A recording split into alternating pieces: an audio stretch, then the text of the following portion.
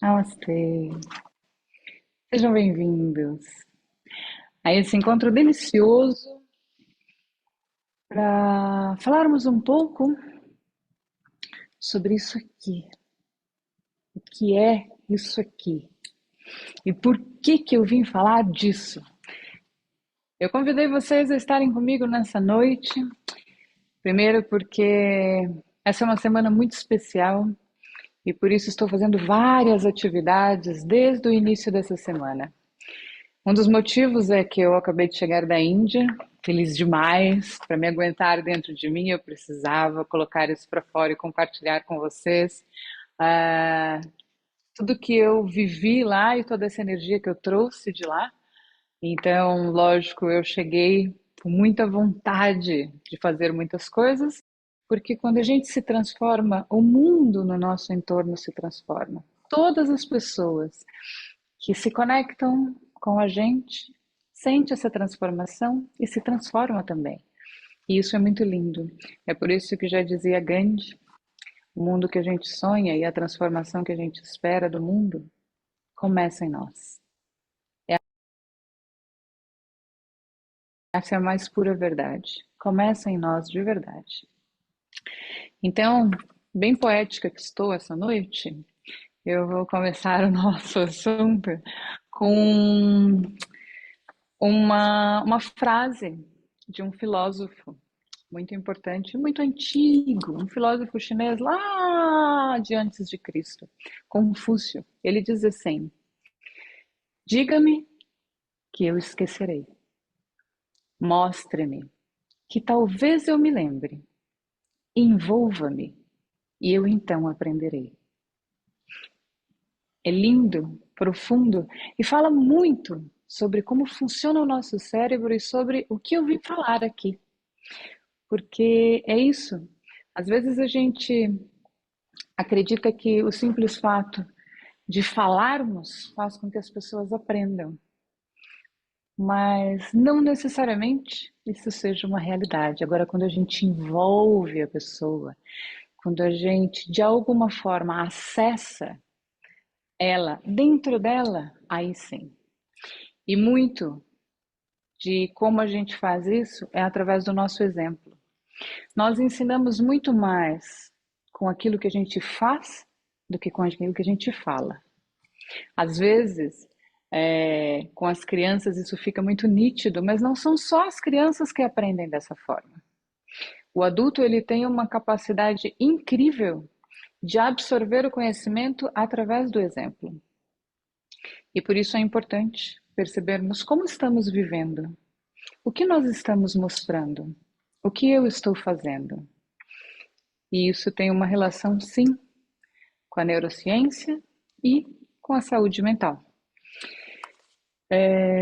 Você sabia que o Brasil é o país com o maior número de pessoas ansiosas na América Latina, conforme um estudo que foi feito em 2023, há um ano atrás? É de cair o queixo. Por quê? Porque nós somos um país que diz que somos tão alegres, conhecidos internacionalmente como sendo aquele pessoal que sempre dá um jeitinho, que está sempre dançando com a vida, que é sempre muito simpático e acolhedor. O que que acontece que nós somos conhecidos por essa característica de alegria e somos também o país mais ansioso da América? Como é que a gente explica essa essa situação em que a gente se coloca? Basta você olhar para o seu lado e para você e ver quantas pessoas com a disfunção da ansiedade você conhece. Quantas pessoas relatam para você que estão ansiosas? Porque estar ansioso e ter essa disfunção são coisas diferentes. A ansiedade, a sensação e tudo que ela traz com ela é uma coisa que faz parte da vida. Mas existe um lugar em que ela vira uma disfunção. Essa disfunção é um transtorno mental, afeta diretamente nossa saúde mental, o tema que nós viemos falar aqui. Hoje somos mais ou menos 19 milhões de pessoas com ansiedade. a gente precisa fazer alguma coisa a respeito. Não dá para ver isso, saber desses dados e deitar na cama como se nada estivesse acontecendo, né? Não dá para ser assim. A vida não funciona desse jeito. Então, em julho do ano passado, o diretor da Organização Pan-Americana de Saúde fez uma reunião importante com os líderes e tomadores de decisão para garantir que a saúde mental seria colocada no topo da agenda da política, a fim de enfrentar e garantir condições de mudarmos esse cenário. Porque não é possível a gente continuar sabendo disso e não fazer nada com relação a isso. Os estudos mostraram que 80% das pessoas com transtornos mentais não receberam apoio nos últimos 2 anos. Os estudos mostram também um cenário anterior a esse, mas esse cenário é muito assustador e a gente precisa fazer alguma coisa a respeito. E como é que a gente faz alguma coisa? Não é criticando a política, é colocando a mão na massa e fazendo realmente, tomando uma ação com relação a isso. O que é esse lugar de tomar uma ação? É você olhar e dizer assim: o que eu posso fazer para mudar? Como eu posso contribuir para que seja diferente?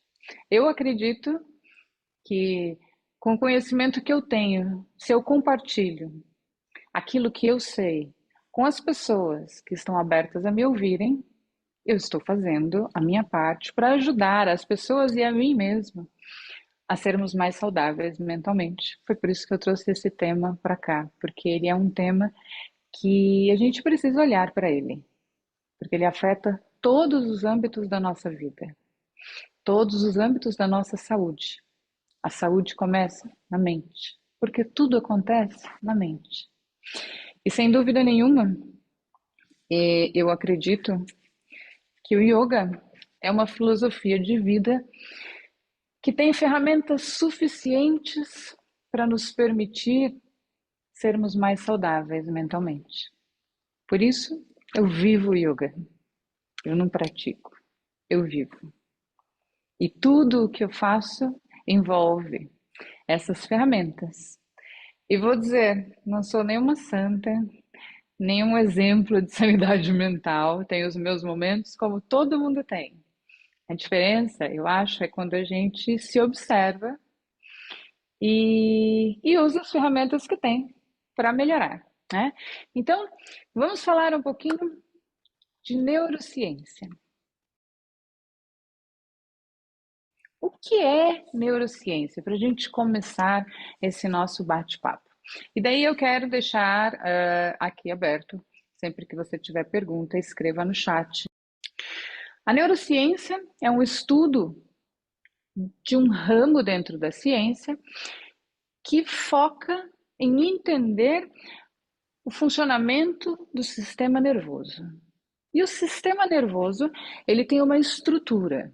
Ele é composto pelo cérebro, ele é composto pelos nervos periféricos e pela medula. Essas três coisas formam o que a gente chama de sistema nervoso, que é o nosso grande HD interno. Nós vamos focar em entender o funcionamento do cérebro.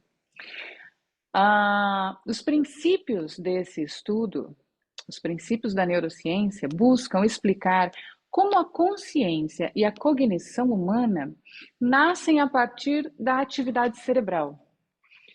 O que acontece dentro desse nosso cérebro que faz com que essas duas coisas elas aconteçam dentro de nós e que impacto isso tem na nossa vida? Então, é isso que a neurociência foca, estuda, e a neurociência dentro do estudo da humanidade, ela é um bebê. A gente ainda tem pouquíssima informação sobre o funcionamento do cérebro. Pouquíssima informação. E depois lá na frente eu vou falar um pouquinho da história para vocês entenderem por onde nós já passamos para chegarmos até aqui, onde a gente chegou hoje, e que eu acredito que temos um vasto caminho pela frente dentro desse estudo ainda. Então, quando a gente fala de entender a cognição e a consciência, é importante que a gente saiba o que são essas duas coisas. Qual é a definição para essas duas palavras? Então, a definição de consciência dentro da neurociência é: consciência é a faculdade de estabelecer julgamentos morais dos atos. É o conhecimento da sua própria atividade psíquica, é você ter consciência de você. E a cognição é a absorção de um conhecimento. É o processo de aprendizado e elaboração do conhecimento que a partir daí nos capacita intelectual e emocionalmente. Essas são as duas principais funções estudadas dentro deste ramo da ciência. Dentro do yoga, nós dizemos que a consciência é a força primordial do universo. É ela que dá origem a tudo o que somos e fazemos. Porque é através da consciência que nós damos vida aos pensamentos que nos levam a agir como agimos. Então, dentro do trabalho sutil, nós trabalhamos iluminar esta consciência. O foco do yoga, dentro de todas as ferramentas que ele traz, é trabalhar a consciência, porque a consciência é uma parte importante do funcionamento cerebral. Quando a gente fala da cognição, que é esse nosso processo de absorção de um conhecimento, é importante nós sabermos quais são as habilidades cognitivas que temos, porque nós também trabalhamos muito essas habilidades dentro das ferramentas do yoga, e são essas habilidades que, quando trabalhadas, nos proporcionam uma qualidade de saúde mental elevada. Então, as habilidades cognitivas são atenção, memória de trabalho, memória a longo prazo, lógica, razão, processamento auditivo, processamento visual e velocidade do processamento adquirido. Essas são habilidades importantes, e vou dizer que quando a gente olha para tudo que a gente faz dentro do universo do yoga, a gente percebe o quanto nós trabalhamos a consciência e a cognição ao mesmo tempo. Por isso, quando a gente liga uma coisa com a outra, a gente fala: uau, yoga nos transforma mesmo, mesmo, de verdade. É que a ciência, ela não necessariamente olha para o yoga, e o yoga tampouco olha para a ciência. O yoga, ele nunca precisou olhar para a ciência, porque ele nasce do estudo do ser humano no ser humano e dos ensinamentos dos textos sagrados. Mas com o tempo e com o avanço do mundo ocidental dentro dos estudos do cérebro, foi quase que inevitável criar um paralelo entre como reflete os efeitos da meditação no funcionamento cerebral, como reflete as práticas de yoga dentro do funcionamento cerebral, no que resultam isso e que impacto isso tem na nossa saúde mental. E tudo isso está completamente interligado. E quando eu explico o que é cognição, o que é consciência e quais são as habilidades cognitivas que nós temos, fica fácil entender por que o yoga é tão benéfico para o ser humano como ele é. Porque é exatamente aí que a gente acessa e trabalha tudo isso.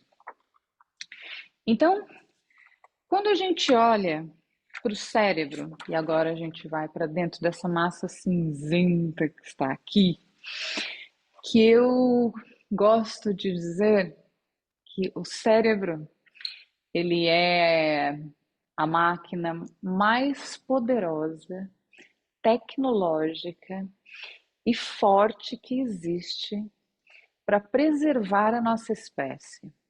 Se nós estamos aqui hoje, nós estamos aqui hoje graças a esse cérebro, que tem dentro de todas as funções dele, a razão primordial é manter esta espécie, manter esta vida. Por isso, inclusive, quando a gente decide, por acaso, em um momento de pura insanidade emocional, que a gente não quer mais viver e que quer se matar, parando de respirar, porque a forma que nos mantém vivo, que nos conecta corpo e alma, é a nossa respiração. Sem a respiração, a gente não mantém esse organismo funcionante. Faltou oxigênio no cérebro, acaba. Então, o que nos mantém vivo, a máquina que nos faz funcionar é o ar que entra e sai do nosso corpo, que traz a energia da vida que no yoga a gente chama de prana. Então, graças ao prana, nós estamos aqui. E se a gente decide parar de respirar e dizer, não vou mais respirar, eu quero tirar a minha vida assim, sem respirar, a gente não consegue. Existem várias formas de você fazer isso. Parando de respirar não é uma delas, garanto para você. Porque o nosso cérebro ele é tão, tão, tão, tão poderoso nessa ação de proteger essa vida, que se você decidir bloquear a sua respiração até que você realmente consiga parar o funcionamento do seu corpo, antes que isso aconteça, o seu cérebro desliga você. Você desmaia e automaticamente ele reassume o funcionamento da respiração e ele volta a trazer vida para o corpo. Então, essa é uma das ações que mostram claramente que a gente tem controle sobre esse organismo, mas tem uma parte que a gente não tem. Quando a gente coloca esse organismo em risco, o cérebro ele assume esse controle e entra em ação. Ele é o centro de comando do corpo humano, dessa estrutura física onde nós estamos. Ele é o centro de comando não apenas das nossas funções conscientes, mas também das nossas funções inconscientes. Tudo o que acontece no nosso corpo, na parte motora, nas emoções, nas sensações, nas memórias, no intelecto, tudo isso é comandado pelo cérebro. E vou dizer, tem uma coisa que é complexa da gente entender, não sei se entender é a palavra, mas talvez assim, absorver e às vezes até acreditar. Mas tudo acontece no cérebro. Tudo. Todas as sensações que a gente capta, tudo que a gente sente no cérebro. Inclusive coisas que a gente tem certeza que são físicas, ela acessa através do físico, mas o que a gente só sente porque o cérebro interpreta. Quando o cérebro não interpreta, não tem jeito, a gente não sente.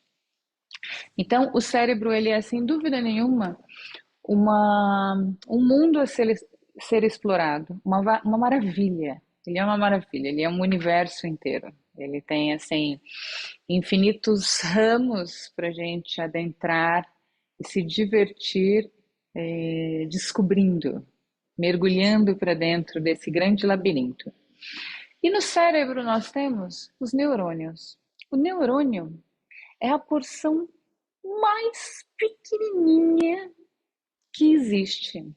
É a menor unidade dentro do nosso sistema nervoso. Minúsculo. Com uma carinha toda engraçadinha. O nosso neurônio é algo importantíssimo na nossa história, no funcionamento do nosso cérebro e em tudo que a gente capta desse universo. Porque eles são pequenas célulazinhas especializadas em interpretar e enviar os estímulos químicos para todas as partes do nosso corpo. Isso acontece através de uma conversa entre neurônios, com os neurotransmissores. neurotransmissores são responsáveis por passar a informação de um lugar para o outro. Então, quando a gente corta o dedo, no momento em que você corta o dedo, esse estímulo, essa dor, isso que a gente sente, ele é recebido automaticamente por uma cadeia de neurônios que vão se conversando, e então ele é interpretado pelo cérebro e ele traz uma resposta. E essa resposta vem na dor, né? No aquele corte que acabou de acontecer. É assim que a coisa funciona aqui dentro. Inclusive, existem disfunções que têm uma ligação com a dor, ou para mais ou para menos. E a dor, ela é uma parte importante, apesar de não ser gostosa, uma parte importante da nossa sobrevivência. Porque se não sentíssemos dor e não respondêssemos à dor, estaríamos sempre nos colocando em perigo. Pessoas que não sentem dor tendem a morrer mais cedo. E existe uma disfunção que é essa: a pessoa não sente, ela pode colocar o braço no fogo, o braço queima e ela não sente nada. É realmente uma disfunção muito triste, muito rara, mas que faz com que a pessoa tenha uma vida muito curta, porque o cérebro não consegue interpretar onde é que está o perigo. E isso nos coloca em perigo. Quando a gente olha para o estudo, e aí eu quero falar sobre um momento dentro da neurociência que foi muito, muito importante, através de um neurocientífico, de um neurocientista norte-americano, que em 1970, antes de eu nascer, ele divulgou um conceito de um cérebro trino. Um cérebro que se reparte em três cérebros. Ou seja, três qualidades específicas desse nosso cérebro. O neurocientista é o Paul McClellan. Ele diz que o nosso cérebro tem três grandes áreas: o cérebro reptiliano, o cérebro límbico e o cérebro do neocórtex. Quando a gente olha essas três coisas, a gente vai entender, inclusive, a correlação que ela tem com as áreas da nossa vida. O cérebro reptiliano é o primeiro que surge em nós. Lá, no embrião, quando a vida se faz dentro do ventre de uma mãe, essa porção do cérebro é a que aparece, é a que vem. E ela já vem ali e rapidamente ela se solidifica. O cérebro reptiliano, ele está presente em grande parte das espécies. O cérebro é a parte mais arcaica do nosso sistema nervoso. Ele fica localizado logo acima da medula. É uma parte muito importante de nós, porque é ele que luta pela nossa sobrevivência. É ele que garante que a gente se mantenha aqui, porque ele tem uma conexão com tudo que está ligado à sobrevivência. Então, ele é responsável pelas percepções mais primitivas do nosso ser, como o medo, o sono, a fome, a proteção, a sobrevivência, a defesa, o ataque, a reprodução, a humanidade. Tudo isso tem ligação com essa porção do nosso cérebro, que é inclusive uma parte que a gente trabalha muito nas aulas de yoga, porque ele está ligado com a nossa intuição, que nós chamamos de a voz do coração. Quando vem além da razão. Sabe quando você sente? Ninguém precisa te dizer, você sente. Lá dentro algo diz, é por aqui. Ou quando você entra num lugar e você sente, é aqui, é esse lugar. Isso tem a ver com essa porção do nosso cérebro, que está longe do raciocínio, que está aqui num lugar muito primitivo mesmo, que os outros animais também têm, e que, na verdade, Os estudos mostram que essa é uma parte que gerencia grande parte da nossa vida. Mas nós acreditamos que não, porque nós nos acreditamos ser seres racionais, que pensam, né? A gente pensa, a gente é diferente do resto. Nós somos superiores. É verdade, nós pensamos mesmo, nós temos os nossos sentidos e nós muitas vezes nos colocamos como seres sensitivos porque captamos o mundo através dos nossos sentidos, mas os estudos neurocientíficos mostram que no fundo, essa porção do nosso cérebro é muito importante para a forma como a gente lida com a nossa vida. E ela está ligada a nosso inconsciente. A porção dos nossos estados da consciência, quando a gente olha dentro do yoga, consciente, subconsciente e inconsciente, o cérebro reptiliano, ele tem uma correlação com o nosso inconsciente, onde algumas técnicas trabalham profundamente, como por exemplo, Yoga Nidra. O foco do Yoga Nidra é chegar nesse lugarzinho especial. Quando a gente fala do límbico, nosso cérebro límbico, é o nosso cérebro emocional, é o nosso sistema de emoções. Ou seja, ele se desenvolve depois que o cérebro reptiliano, ele está em desenvolvimento desde o momento em que estamos no ventre da nossa mãe até mais ou menos os 5, 6 anos de idade. É quando passa aquela primeira infância, né? A gente fala que a primeira infância ela vai até os 7 anos de idade e inclusive e muitos estudos mostram que muito do que nós somos está relacionado com a nossa primeira infância e com memórias inconscientes que gravamos daquilo que vivemos na primeira infância. Quando a gente entende esse olhar para esse cérebro trino, nós entendemos o porquê. Porque é nesse momento que o cérebro límbico, ou seja, o nosso sistema límbico, o nosso sistema emocional, ele está captando as informações para ir armazenando essas informações que depois serão usadas para as nossas interpretações. Os mamíferos têm esse sistema límbico. Então, quando a gente olha para os mamíferos de forma geral, a gente entende algumas coisas, como, por exemplo, a nossa relação com os cachorros.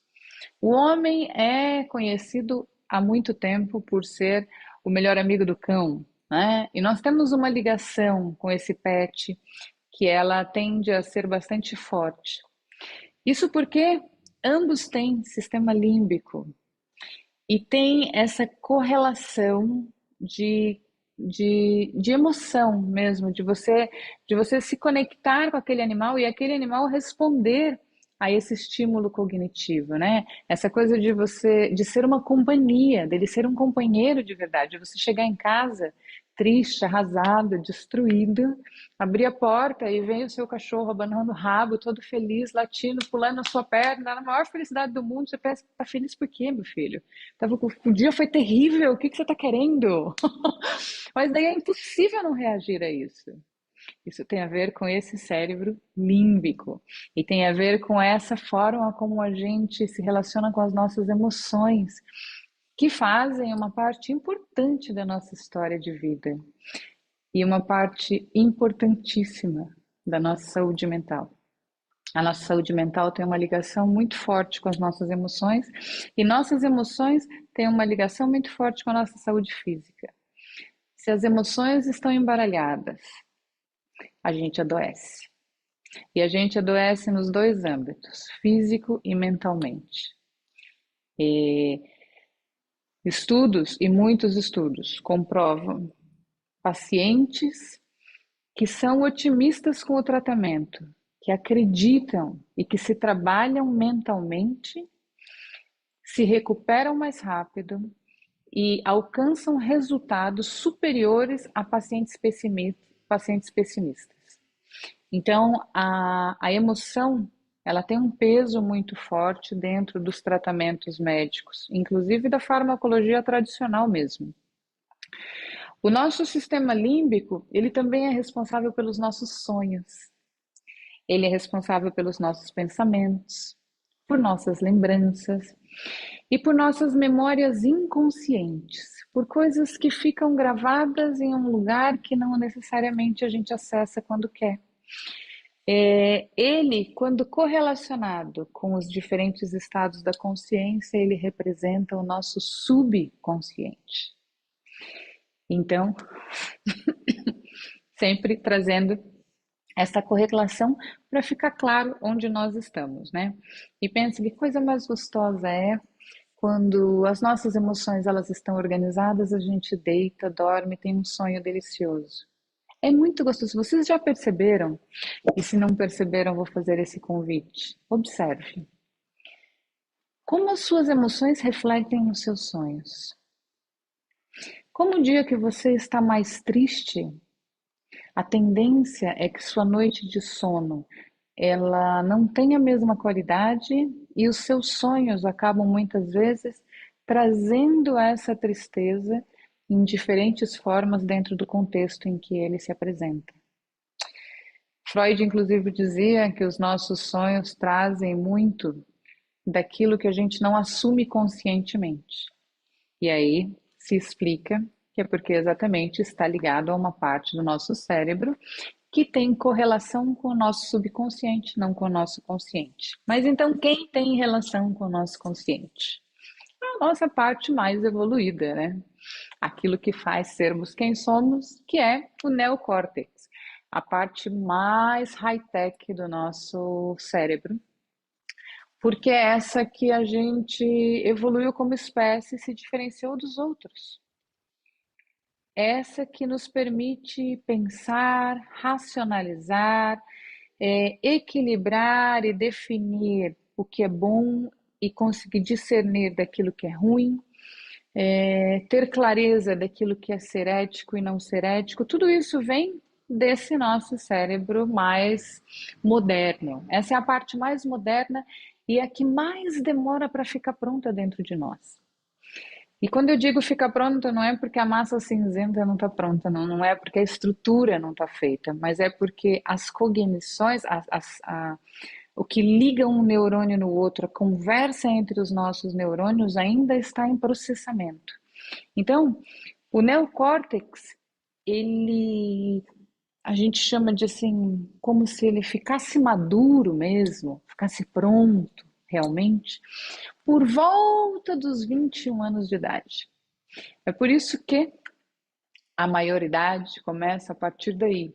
E estudos mais recentes já estão dizendo que a nova geração ela tem ainda um processo mais lento de amadurecimento dessa parte, de uma porção dessa parte do nosso cérebro, que é o pré-frontal, e que isso já está chegando por volta dos 23 a 25 anos de idade, ou seja, nós estamos amadurecendo mais tarde, estamos demorando mais tempo para amadurecer, o que implica diretamente na nossa sociedade como um todo, porque inclusive essa parte do neocórtex, essa parte do pré-frontal, que é responsável pela nossa tomada de decisão, pela forma como a gente consegue discernir qual é o melhor caminho a ser seguido, qual é a melhor decisão a ser tomada.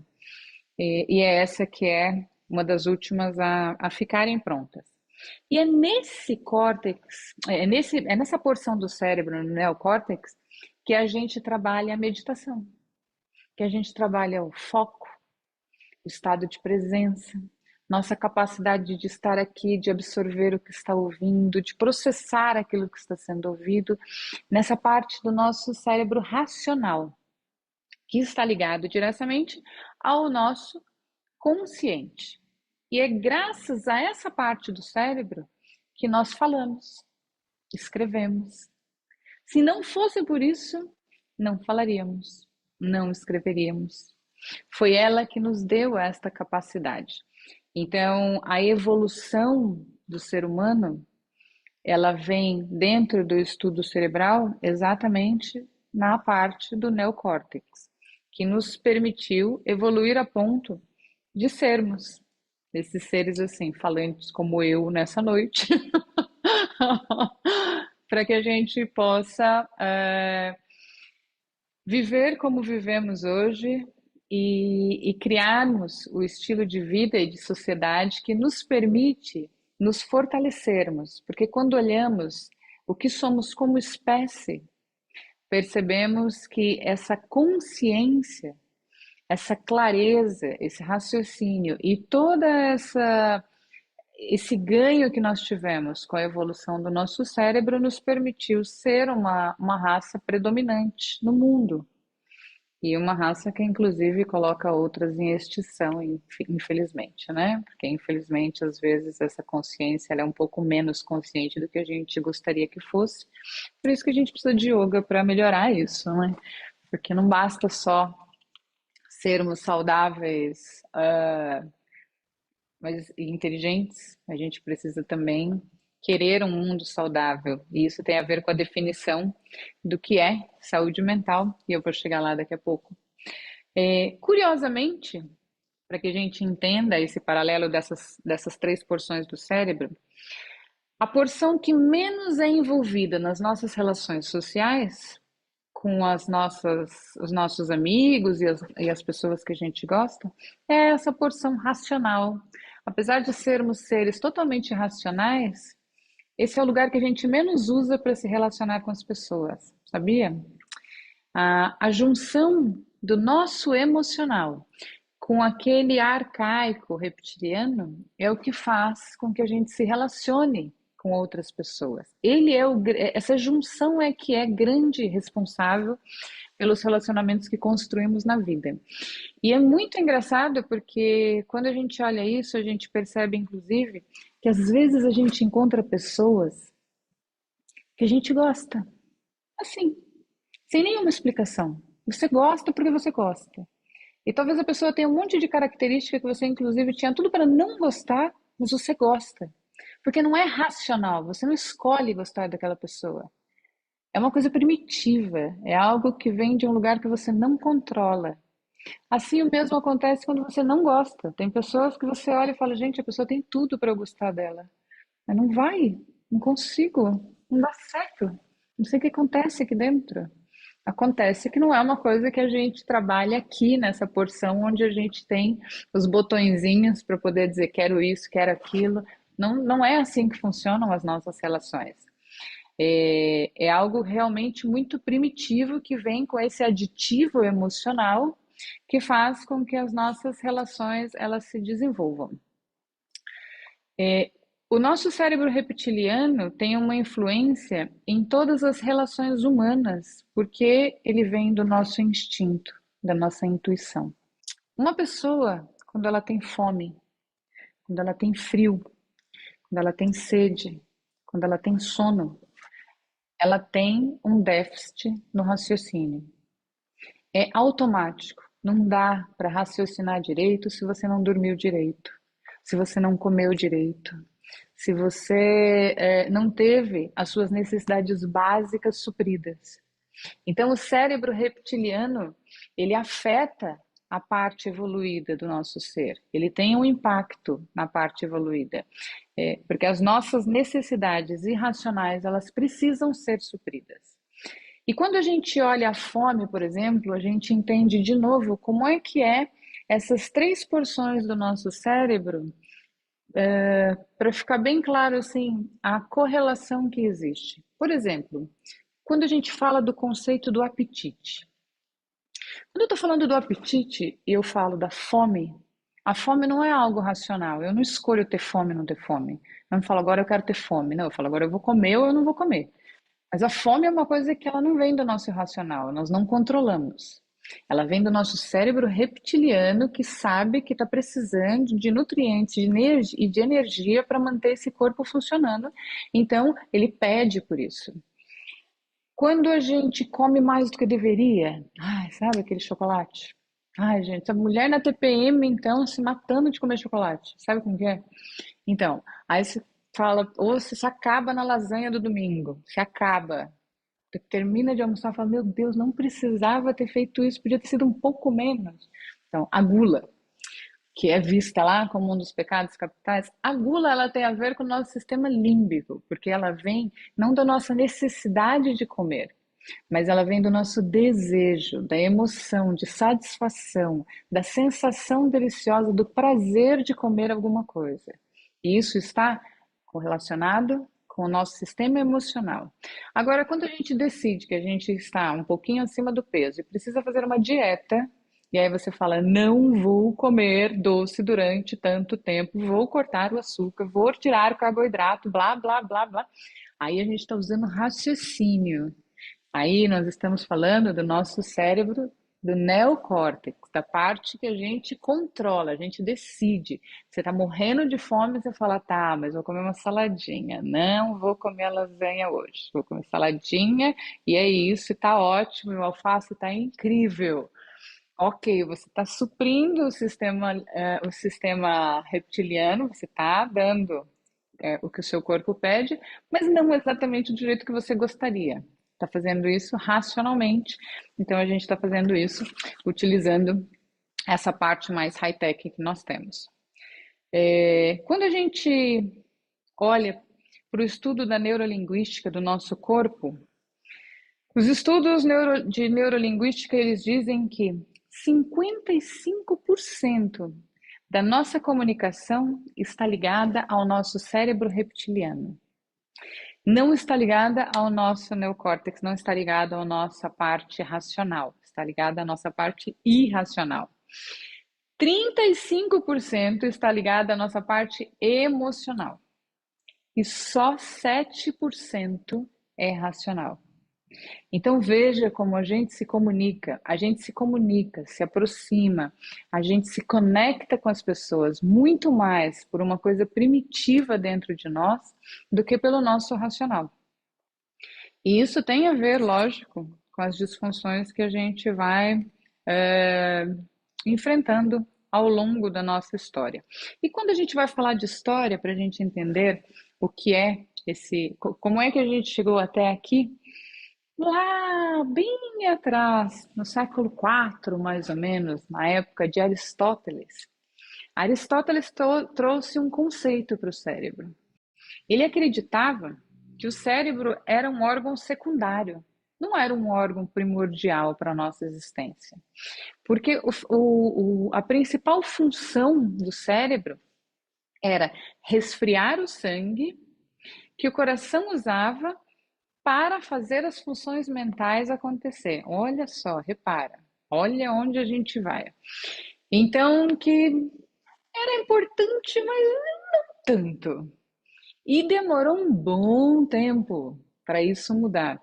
Foram séculos, séculos depois que surge então Galeno de Pérgamo, que conclui que isso não era exatamente uma verdade, que o cérebro era o principal responsável pelas funções cerebrais, não era o coração. Porque Aristóteles acreditava que o coração era responsável por tudo o que acontecia dentro de nós. Então, séculos depois, descobre-se que não, que as principais funções que nos mantêm vivos estão aqui, não aqui. E que, inclusive, o coração, ele só funciona se o cérebro funcionar. O cérebro parou, parou o coração. Não tem coração funcionando. Então, o cérebro é, sem dúvida nenhuma, o nosso principal motor de sobrevivência. Uma neurocientista, anos depois, séculos depois, trouxe então algumas informações importantes sobre o funcionamento do nosso cérebro. Lisa Feldman, ela escreve um livro que fala sobre as sete lições do nosso cérebro. E quando ela fala isso, ela nos ensina muita coisa, inclusive que os nossos neurônios, existe uma porção deles que não se regenera, assim como o nosso corpo. Muitas das células do nosso corpo, elas trocam, né? Elas se transformam, elas se regeneram, mas os neurônios, eles não têm a mesma capacidade que outras células do corpo. Existe uma porção específica que não se reproduz. E por isso, nós vamos perdendo capacidade regenerativa de algumas partes importantes. É isso que a gente chama de envelhecer, né? A gente vai envelhecendo, a máquina vai parando. Porque onde é que a máquina está parando? Aqui. Se nós tivéssemos essa capacidade de regeneração, nós com certeza duraríamos mais. Mas daí para quê também, né? Não precisa. Enfim, é, nem todos os animais são assim. Animais que têm vidas mais longas perdem capacidade regenerativa de neurônios. Animais que têm vidas mais curtas possuem essa capacidade. Por exemplo, existe um estudo muito bonito que fala sobre os pássaros e que mostra que os pássaros têm uma capacidade regenerativa de neurônios específicos. Todos os anos, os pássaros regeneram uma porção dos neurônios que os fazem aprender novos cantos para que eles consigam atrair novos parceiros. Isso garante que eles continuem se reproduzindo. Foi esse estudo, inclusive, que trouxe para a neurociência a descoberta da neuroplasticidade. Foi quando, estudando os pássaros, perceberam que o cérebro ele se adaptava de tal forma ao meio externo para poder conseguir novos parceiros que ele regenerava uma parte dos neurônios para ter uma maior absorção de aprendizado e conseguir aprender novos campos e assim atrair novos parceiros. E a neuroplasticidade a gente trabalha muito dentro das técnicas do yoga e das técnicas meditativas, que é a capacidade do nosso cérebro de se adaptar a diferentes situações da vida diante daquilo que as influências externas nos promovem. A neuroplasticidade é importantíssima para a saúde mental, porque a saúde mental tem muita correlação com a nossa resposta à forma que a vida nos afeta, ou seja, como é que eu absorvo, interpreto e lido com aquilo que a vida me mostra. Então, quando eu tenho uma capacidade de me adaptar mais rápido, eu sofro menos, eu me mantenho mais equilibrado, eu sou mais saudável mentalmente. Quando a gente olha isso, a gente entende ou precisa olhar para entender como é que funciona esse processamento da informação que eu absorvo do universo. O processamento neural, ele funciona assim. O neurônio recebe um estímulo que foi captado do mundo externo através dos meus sentidos, de alguma forma, eu preciso de um receptor para levar essa informação até o meu neurônio, então os sentidos eles captam e eles levam para o neurônio decodifica isso que ele recebeu, interpreta baseado no que ele já tem guardado de informação, e aí ou ele arquiva, ou seja, vai para uma memória ou vai para um conhecimento, ou ele traz para uma resposta, uma reação que pode ser motora ou que pode ser emocional. Ou seja, eu assisto um filme, me emociono e choro, eu recebi uma informação que acessou dentro de mim, dentro da codificação que foi feita no meu neurônio.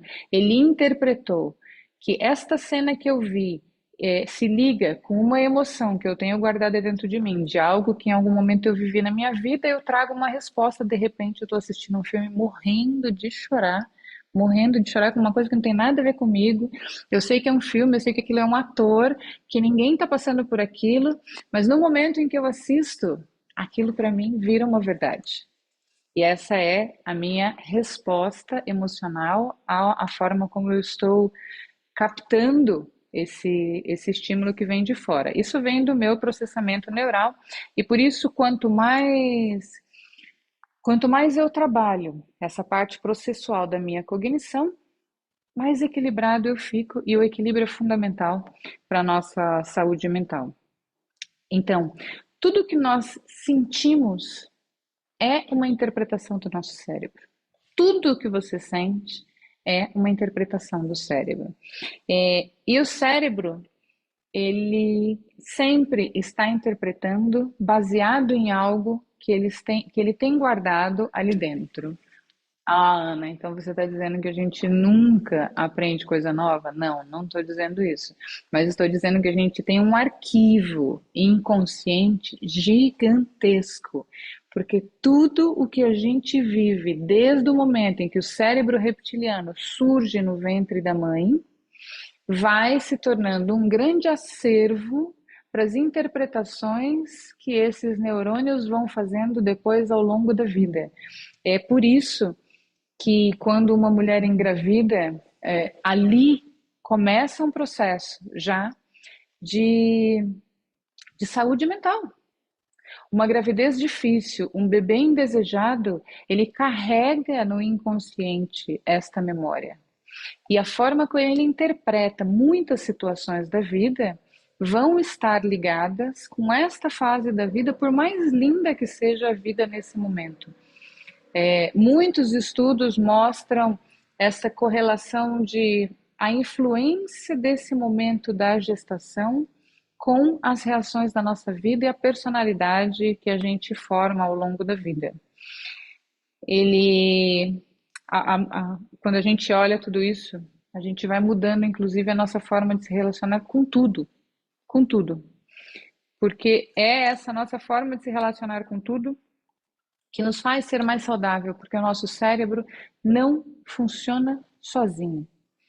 Nós não somos uma espécie que nasceu para viver só. Nós aprendemos e o nosso cérebro aprende, evolui, cresce através das nossas relações. O nosso cérebro, ele trabalha secretamente com outras pessoas, sejam elas nossa família, nossos amigos e até pessoas que a gente nem conhece, mas que cruzam o nosso caminho. Toda e qualquer relação que a gente vive contribui para a estrutura e para a arquitetura do nosso cérebro funcionar melhor. Por isso, se relacionar bem com as pessoas te faz mais saudável. Ser a pessoa que fala bom dia em todo lugar que chega faz você ser mais saudável. Cria uma atividade cerebral que proporciona um estado de equilíbrio superior à pessoa que entra sem falar nada e sai sem falar nada. Então, seja você a pessoa que sorri e fala bom dia. Seja você a pessoa que pergunta para o caixa do supermercado: tudo bom? Como é que está? Né? Porque é assim, o nosso cérebro precisa dessa relação. Ele cria essa relação independente da gente querer ou não essa relação com as pessoas. Então, às vezes a gente quer virar um ermitão, se trancar na caverna e ficar lá, ok, beleza. Mas o cérebro precisa se relacionar. Somos seres sociais. Precisamos uns dos outros. Estudos mostram, inclusive, e isso é muito curioso e eu tenho certeza que vocês vão se identificar com a minha fala, que mudanças no funcionamento corporal de uma pessoa frequentemente causam mudanças no comportamento corporal de outra pessoa. Por exemplo, pera,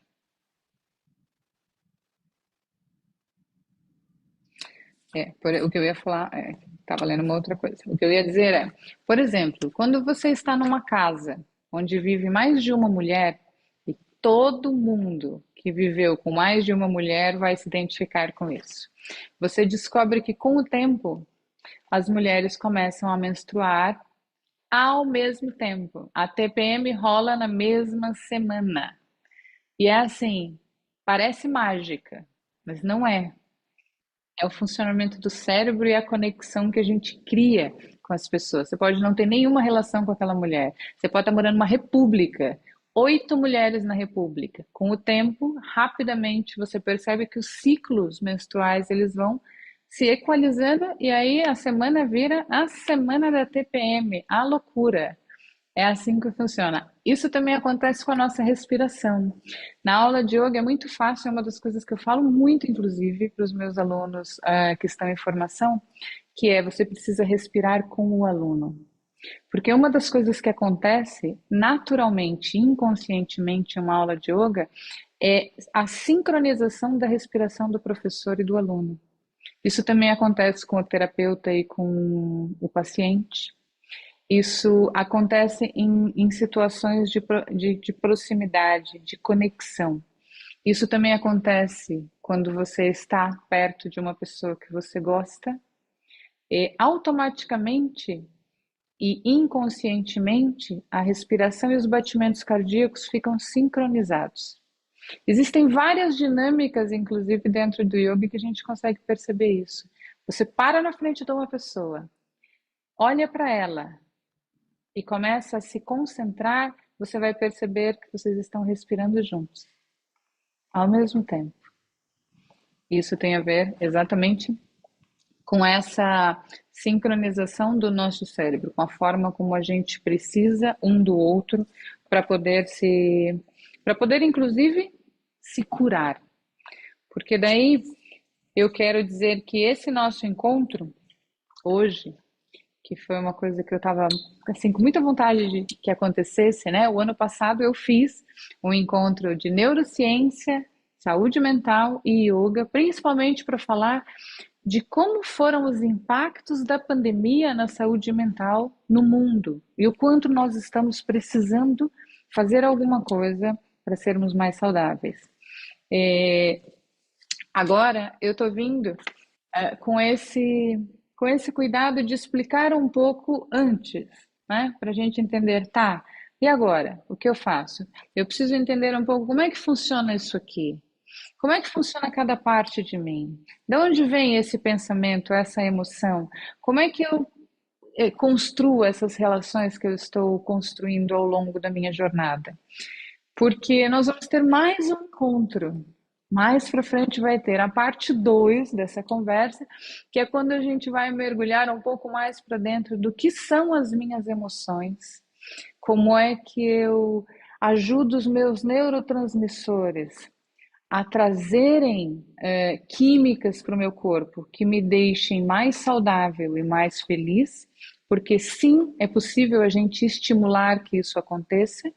O problema é que na nossa inconsciência hoje a gente estimula uma química que não é aquela que nos deixa mais saudável, que é o cortisol, que nos deixa mais irritados, mais agitados, mais estressados, e aí a gente acaba tendo mais cortisol do que precisaria. E isso afeta nosso corpo, nossa mente, nossa alma, porque afeta nosso coração, afeta nossas emoções. Então, no nosso próximo encontro, a gente vai falar sobre as químicas do corpo, sobre como eu posso ajudar o meu corpo a ser mais saudável. O que que eu faço para eu ser mais saudável e as pessoas em volta de mim serem mais saudáveis também? Até porque o Ministério da Saúde diz que entender saúde mental como algo que envolve o corpo, as emoções e a forma como interagimos, nos ajuda a perceber que todos nós temos um papel importante em nosso bem-estar e no bem-estar do outro. Que todos precisamos cuidar uns dos outros, apoiar uns aos outros, é nossa responsabilidade.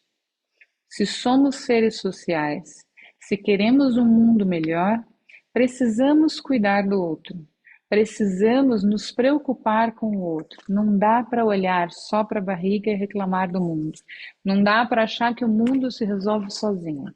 A gente precisa fazer alguma coisa para que esse mundo fique melhor e para que a gente possa encontrar um caminho para viver melhor e ser mais saudável. Então, eu vou terminar a minha fala aqui deixando uma tarefa para a gente colocar em prática até o nosso próximo encontro. E para que no próximo encontro a gente possa olhar para ela e falar: fez diferença. Então, assim, uma tarefa é: olhe para o lado, olhe para o outro, olhe para você, mas olhe para o mundo que está no seu entorno, porque você faz parte dele e você é uma parte importante. Seja você a pessoa que se move para fazer as coisas serem melhor. Seja você a pessoa que sorri. Seja você a pessoa que cumprimenta. Seja você a pecinha que muda tudo, que quando chega faz o lugar se iluminar. Seja você esta pessoa. Então, a tarefa é assim: não queira mudar o mundo do dia para a noite. Mude uma coisa de cada vez. Escolha uma coisa e diga: vou aqui. Isso eu vou mudar, porque isso vai ter um efeito em muitas coisas. Então, escolha uma coisa, identifique a sua motivação para esta mudança que você escolheu fazer. Saia da sua zona de conforto. Nem todo dia dá vontade de sorrir. Mas quando a gente sorri, nosso cérebro entende que o dia está legal. E isso nos ajuda a melhorar o dia. Então saia da zona de conforto. Dê um passo de cada vez. Escolheu o que você vai mudar. É isso aqui que eu quero mexer agora. Aqui está a minha motivação para isso. Que passos eu preciso dar? Não dê todos ao mesmo tempo, um de cada vez, step by step. Isso traz consistência para o que você vai fazer. E pratique ser paciente. Os resultados não nascem assim. Você não planta aqui e vê a flor acontecer e germinar e aí sair lindamente minutos depois que você plantou. Tudo tem um tempo e a gente precisa ter paciência. Inclusive você tem um tempo. Então permita-se esse tempo, pratique a paciência e entenda cada coisa no seu tempo. Espera que se você plantou, se você cuidou, se você regou, em algum momento vai apontar ali uma pontinha verde que vai saindo e vai dar origem à florzinha que você está esperando.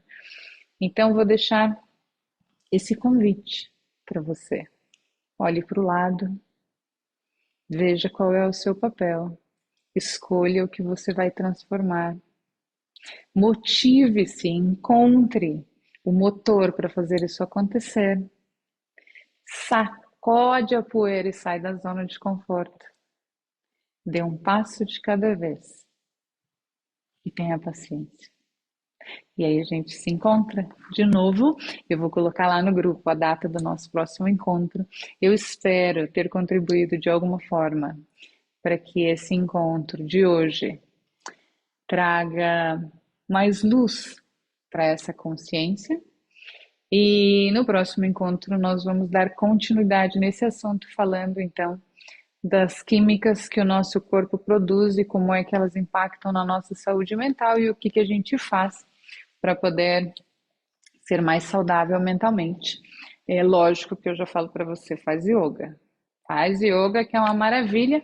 E se você ainda não conhece aquela jornada meditativa que eu lancei recentemente no meu YouTube, vai lá, começa a fazer, porque ela é baseada nos estudos neurocientíficos do cérebro, de como é que a gente cria um caminho para meditar, como é que a gente traz foco para o que a gente faz. Então, a jornada meditativa, ela é muito legal, porque a proposta é uma semana de cada vez.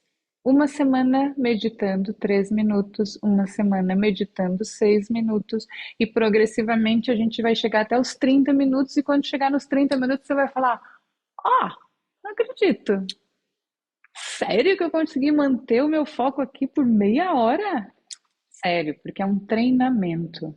O cérebro pode e deve ser treinado na parte que a gente tem controle sobre ele. Então a gente melhora todo o resto quando a gente trabalha isso. Convido você realmente a colocar isso em prática. 3 minutos do seu dia não é nada. Nada, nada. 3 minutos, às vezes você demora para fazer xixi, 3 minutos. Então, 3 minutos, ouve uma meditação, vai mudar o seu dia e vai ser maravilhoso. Lá no meu canal do YouTube também deixei gravada a meditação, a Yoga Nidra de segunda-feira, e vou ter uma sequência de práticas de Yoga Nidra também, que vão ficar lá para que vocês possam fazer. Tudo isso pensando que a gente precisa ter ferramentas para ser mais saudável e viver melhor. Então, pouco a pouco a gente vai construindo essas ferramentas para que vocês possam acessá-las. Gratidão por vocês estarem aqui. Foi lindo, maravilhoso estar aqui com vocês. Uma linda noite. Não esquece da tarefa e não esquece, temos um encontro em breve para continuar esse papo.